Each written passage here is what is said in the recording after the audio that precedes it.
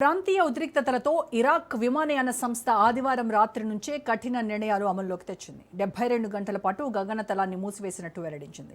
Special risk management committee సమర్పించిన సాంకేతిక నివేదికలు, భద్రతా అంచనాల ఆధారంగానే అత్యవసర నిర్ణయం తీసుకున్నట్లు ఇరాన్ అధికారులు స్పష్టం చేశారు.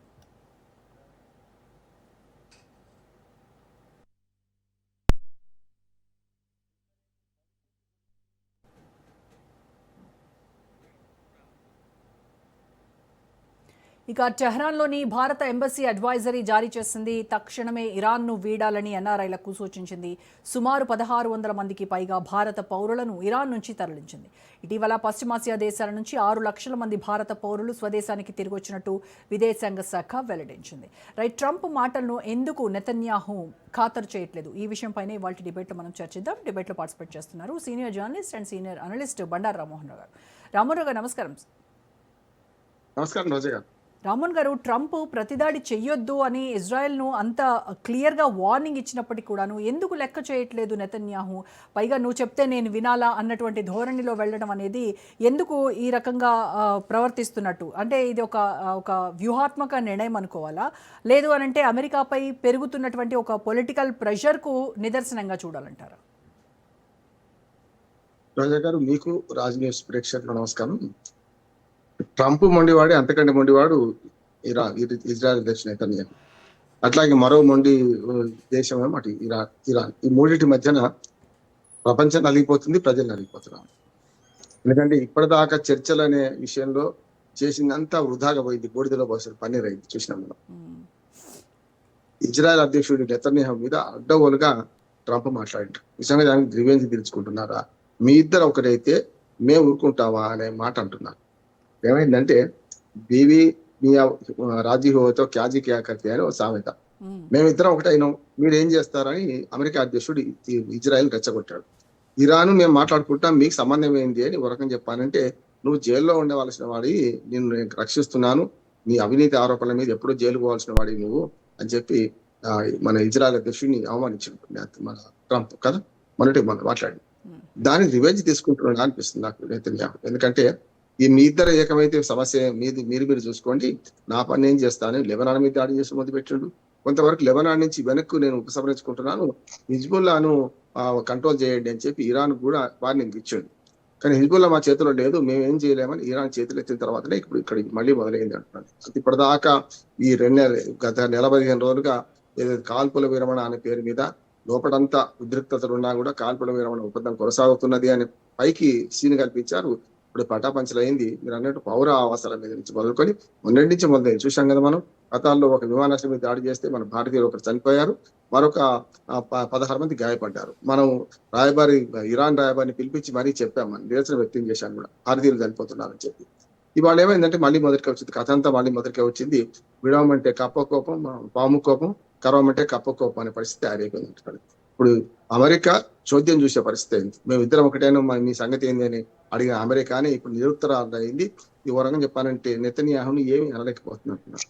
ఇకపోతే అసలు ఇజ్రాయెల్కు ఇరాన్కు ఒక పాముకు ముంగేసుకున్నంత వైరం. అసలు నిజంగా చెప్పాలంటే అమెరికా మన కందకు లేని దురద కత్తికెందుకు అన్నట్టు ఇప్పుడు అమెరికా పెద్దన్న పాత్ర వహించిపోయింది. కానీ అమెరికాకు ఇరాన్కు కొత్తగా అసలు ఏం వైరం అని చెప్పండి, పాతలు లేదు కొత్తలు లేదా.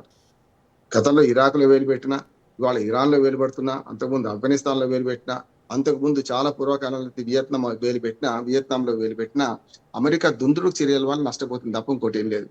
ఇజ్రాయెల్ కోసం అమెరికా పోవాల్సిన అవసరం లేదు. ఇజ్రాయెల్ మనకు ఇరాన్ కొట్టాడుకుంటుంటే ఓ రకంగా చెప్పాలంటే మధ్యవర్తిగా ఉండి పరిష్కరించాల్సిన అమెరికా మధ్యవర్తిగా ఉండాల్సిన వాడు యుద్ధానికి తానే తెగబడి ఇజ్రాయెల్ కంటే స్వామి భక్తి, రాజు కంటే రాజభక్తి ఎక్కువ చూపించినట్టు ఇజ్రాయెల్ తరఫున తానే యుద్ధంలో దిగింది తప్పు కదా అమెరికా.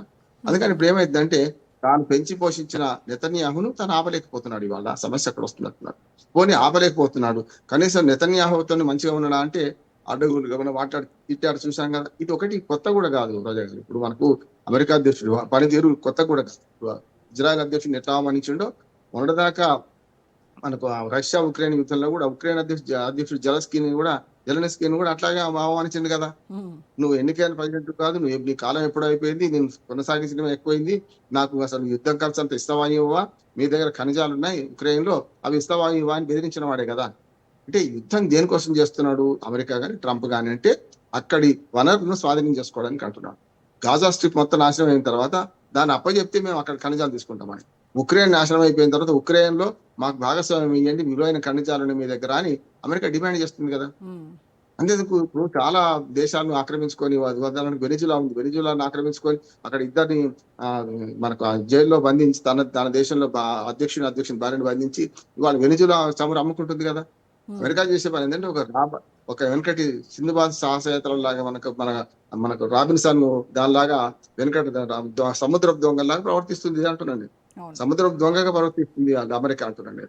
ఆ వెనిజులాలో స్వాధీనం చేసుకొని అక్కడ సముద్రం అమ్ముకుంటుంది. భలే మంచి చౌక బేరము, 4-5 ఓడలు ఉన్నాయి, సముద్రం నిండు ఉన్నాయి, మీరు కొంటారని మనకు కూడా ఆఫర్ చేసింది. ఇండియా కూడా అడిగింది అది. అందుకని అంటే అమెరికా తాను చేసుకునే తాను అనుభవిస్తుంది అంటున్నాడు. తన మాట వినకపోవడంతో ఇప్పుడు ఇజ్రాయెల్ అధ్యక్షుడు ఏం చేయలేకపోతుంది. ఇప్పుడు ఇరాన్ తో సంబంధాలు కొనసాగిద్దాం, మన ఇద్దరం కలిసి పనిచేద్దాం అనుకుంటే ఇప్పుడు ఇజ్రాయెల్ దాడి కొనుక్కొని ఇప్పుడు ఇరాన్ ఆగమనం చేస్తున్నాడు. ఇరాన్ ఒకటే కాదు, ఇవాళ ఇరాక్, మిగతా ఖతార్, బహ్రెయిన్, దుబాయ్ కూడా వాళ్ళ ప్రమాద టంచులో ఉన్నాయి. ఇప్పుడు లెబనాన్ దాడికి ఇరాన్ చేసినటువంటి ప్రతిస్పందనను అంటే జస్ట్ మనం ఒక హెచ్చరికగా చూడాలంటారా, లేదంటే ఇది కంప్లీట్ గా ఫుల్ బ్లోన్ వార్ కి ఏమన్నా టాక్టికల్ మూవ్ గా చూడాలంటారా? అదే ప్రాక్టికల్ మూవ్ అది ఆల్రెడీ మళ్ళీ ఒక యుద్ధం మొదలైనట్టే లెక్క. అంటే ఇప్పుడు డైరెక్ట్ గా అమెరికా పాత్ర లేకుండా ఇజ్రాయెల్ వర్సెస్ ఇరాన్ యుద్ధం జరుగుతున్నట్టు లెక్క. పరోక్షంగా ఇటు లెబనాన్ ఉపయోగించుకుంటున్నారు, హెజ్బుల్లా. లెబనాన్ ప్రభుత్వం కూడా చాలా బాగా స్పందించింది. మాకు హెజ్బుల్లాతో సంబంధం లేదు, మీరు హెజ్బుల్లాని ఏమైనా చేసుకొని మమ్మల్ని మేము అడగం కానీ మా దేశం తెలుగు రాకండి అని వాళ్ళు విజ్ఞప్తి చేశారు. దానికి అనుగుణంగానే మొన్న పరిణామాలు చూస్తే రోజా గారు, మనకు ఏదైతే లెబనాన్ లో మేము ఎంత దూరం చొచ్చుకపోయినా అంత దూరం వెనక్కి వస్తామని కూడా ఇజ్రాయెల్ ప్రకటించింది. ఈలోగా అమెరికా ఇరాన్ ఒకటవుతుందనే సంకేతం రాగానే యుద్ధం ఇటువైపు మళ్ళీంది అంటున్నాడు. ఎటువైపు మళ్ళీంది? ఇప్పుడు ఇరాన్ వైపు మళ్ళీంది. మరి ఇరాన్ మీద దాడి చేస్తున్న వైనం ఉందంటే దాంతో పాటు ఇజ్రాయెల్ ఏం చేస్తుంది? ఇజ్రాయెల్ దాడి చేస్తుంటే ఇరాన్ ఏమో మిగతా ఇతర దేశాల మీద దాడి చేస్తుంది. కానీ వాళ్ళు చూస్తున్నాం కదా, పౌర ఆవాసాల మీద దాడి చేస్తుంది. యుద్ధ రీతి అది కానే కాదు. యుద్ధ నీతిని మర్చిండ్రు, రీతి అంతకంటే మర్చిండ్రు. దానికి ఫస్ట్ మొదటి కారణం అమెరికా, తర్వాతనేమో ఇజ్రాయెల్, ఇరాన్ రెండే అంటున్నారు. ఏం తేడా ఇది ఇద్దరికి అంటున్నారు. ఇప్పుడు అందుకని జరుగుతుంది ఏంటంటే ప్రపంచంలో మిగతా దేశాలు మనమేమో పరోక్షంగా బాధపడుతున్నాం, ఆయిల్ కొరతతోనో లేకుంటే గ్యాస్ కొరతతోనో ఇతరత్ర ఆర్థిక ఇబ్బంది పడుతున్నాం. కానీ ఆ దేశాలలో గల్ఫ్ దేశాల నుంచి మొదలు పెడితే ఇరాన్ దాకా, ఇటు ఇజ్రాయెల్ దాకా ఇజ్రాయెల్ కూడా నష్టపోతుంది. ఇప్పుడు మీరు ఇజ్రాయెల్ మీద ఇరాన్ డైరెక్ట్ గా అటాక్ చేయలేకపోవచ్చు, కానీ ఇరాన్ ఏం చేస్తుంది? అమెరికా సైనిక స్థావరాలు ఉన్న గల్ఫ్ దేశాల మీద దాడి చేస్తున్నది. అట్లాగే ఇరాన్ మీద ఇప్పుడు కొత్త టెక్నాలజీతో ఇప్పుడు మరి ఇజ్రాయెల్ కూడా దాడి చేసింది. పౌర ఆవాసాలు ధ్వంసం అవుతున్నాయి, ఆయిల్ రిఫైనరీలు ధ్వంసం అవుతున్నాయి. ఆర్థికంగా ఎంత వీలైతే అంత నష్టం చేద్దామని, ఇరాన్ కు నష్టం చేద్దామని ఇజ్రాయెల్ ప్రవర్తిస్తుంది, ఇజ్రాయెల్ మాట్లాడుతున్నది. కనుక ఇప్పుడు అమెరికా మాటను కూడా మేము వినమంటున్నాను. ఈ యుద్ధం ఆగలేదు, అప్పుడు ఆగలేదు, ఇప్పుడు ఆగలేదు. అప్పుడు కేవలం మాటల మీద ఆగింది, ఇప్పుడేమో వాళ్ళ చేతుల మందైనా. ఇప్పుడు ఒక రకంగా ప్రపంచానికి కష్టకాలం వచ్చింది నేను అనుకుంటున్నానమ్మా. మళ్ళీ ఇప్పుడు మొన్న కాల్పుల విరమణ పేరు మీద కొంత రిలీఫ్ లభించింది అనుకుంటే మళ్ళీ యుద్ధం మొదటికి వచ్చింది. ఇప్పుడు అమెరికా సిచ్యువేషన్ సార్, ఇటు చర్చల గురించి ఇరు దేశాలు మాట్లాడుతూ ఉన్నాయి, ప్రయత్నిస్తూనే ఉన్నారు. బట్ గ్రౌండ్ లెవెల్లో చూస్తే ఈ దాడులను ఆపలేకపోవడానికి ఉన్నటువంటి రూట్ కాజ్ ఏంటంటారు? ఎక్కడ ఫెయిల్ అవుతుంది? డిప్లొమాటిక్ ఛానల్స్ అన్ని ఫెయిల్ అయిపోయినట్టేనా? అన్ని దారులు మూసుకుపోయినట్టేనా? ఇంకా అంటే ఇప్పుడు 3 ముక్కల ఆటలు రోజా గారు. ఇప్పుడు ఇటు అమెరికానేమో హోమ్లాండ్ సెక్యూరిటీ డబ్బులన్నీ అయిపోయింది. ఇటీవలనే మనకు H1B డబ్బులు పెంచితే కూడా 2 లక్షల మంది ఆల్రెడీ $1,00,000 కట్టి మరి అమెరికా దేశానికి పోతా అన్నారు. ఆ డబ్బులు కూడా హోమ్లాండ్ సెక్యూరిటీ కిందకే పోతాయి. అవన్నీ కూడా ఆ డబ్బులని యుద్ధానికి ఖర్చు పెట్టిండ్రు. యుద్ధం ఎట్లా ముగించాలి తెలియకుండా అమెరికా తలబట్టుకునేది, చేతులు కాలినాక ఆకులు పట్టుకుంది అమెరికా. కావాల్సింది ఏంటంటే ఇప్పుడు యుద్ధం ఎట్లయినా ఆగాలని. ఇజ్రాయెల్ కావాల్సింది అమెరికా యుద్ధం ఆగడం కాదు, వాళ్ళకి కావాల్సింది, ఇజ్రాయెల్ కావాల్సింది ఇరాన్ ను సర్వనాశనం చేయాలి. వాళ్ళ ఉద్దేశం అది. ఇరాన్ మళ్ళీ లేవలేకుండా చేయాలి, వాళ్ళు మళ్ళీ తోక చాటించకుండా చేయాలని ఇజ్రాయెల్ ఆలోచన. ఈ రెండు పరస్పర భిన్న ధృవాల మధ్యన వేలు పెట్టింది అమెరికా కదా. నిజంగా చెప్పారంటే వాళ్ళు ఇద్దరు కొట్లాడుకుంటుంటే మధ్యవర్తిగా అమెరికా పోయి ఇద్దరిని ఒప్పిస్తే బాగుండేది. నిజంగా చెప్పారంటే ఒక ఉభయ కుశలోపరి ఉంటుండే. కానీ తగుదనమ్మా అని ఇజ్రాయెల్ కంటే వేగంగా స్పందించి 28 ఫిబ్రవరి యుద్ధం మొదలైన రోజు, 2026 28 ఫిబ్రవరి నాడు మొదలు దాడి చేసింది అమెరికానే కదా. ఇజ్రాయెల్ సహకారం తీసుకోవచ్చు, లేకుంటే ఇజ్రాయెల్ విమానాలు కొన్ని దాడి చేయొచ్చు, కాదంటలేదు. కానీ అమెరికా బంకర్ల మీద దాడి చేసింది అమెరికా విమానాలు కదా. 44 మందిని చంపింది, ఆయతుల్లా మన అలీ ఖొమైనీని చంపింది అమెరికానే కదా, 44 మందితో. దానికి ఇజ్రాయెల్ టెక్నాలజీ తోడైంది.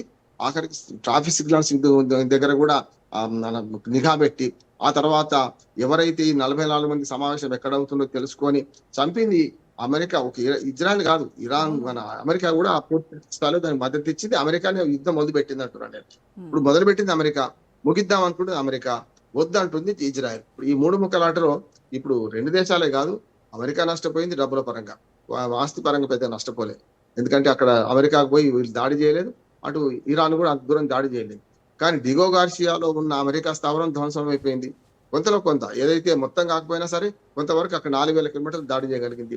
ఇటుపక్క అమెరికా మిత్ర దేశాలు సైనిక స్థావరాలు ఉన్న దేశాలను సర్వనాశనం చేస్తుంది ఇప్పుడు ఇరాన్ చూస్తున్నాం మనం. ఉమ్. అట్లానే ఇజ్రాయెల్ మీద దాడి కంటే ఇజ్రాయెల్ ఏం చేస్తుందంటే ఇప్పుడు అది ఇజ్రాయెల్ ఇరాన్ రెండిటి యుద్ధం వ్యూహం ఎట్లా ఉందంటే, అమెరికా మిత్రులేమో ఇరాన్ దాడి చేస్తుంది, టార్గెట్ చేస్తున్నది. అదే ఇరాన్ మిత్రులు, ఒక రకంగా చెప్పి తీవ్రవాద సంస్థలు హెజ్బుల్లా కావచ్చు, మన హోతి కావచ్చు, హమాస్ కావచ్చు, ఆయా దేశాల్లో ఇప్పుడు హెజ్బుల్లా అనేది ఒక లెబనాన్ లో ఉంది, మిగతా దేశాల్లో హోతి ఉన్నది, హమాస్ ఉన్నది. ఆ దేశాల మీద ఇజ్రాయెల్ దాడి చేస్తుంది చూడండి.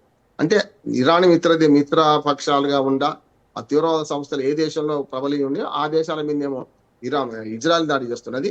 అమెరికాకు సహకరిస్తున్న దేశాల మీదనేమో ఇరాన్ దాడి చేస్తుంది. అంటే ఏమైతుంది ఇప్పుడు, అసలు వాడిని కొట్టలేక చెంపదెబ్బ కింది వాడిని కొట్టినట్టు అన్నట్టు. ఇప్పుడు అసలు వాడిని చెప్పట్లేక వాడిని మిత్రుని కొడతారు కొన్నిసార్లు, జరుగుతుంది అదే. ఇప్పుడు అమెరికా మిత్రులేమో ఇరాన్ దాడి చేస్తుంది, టార్గెట్ చేస్తుంది.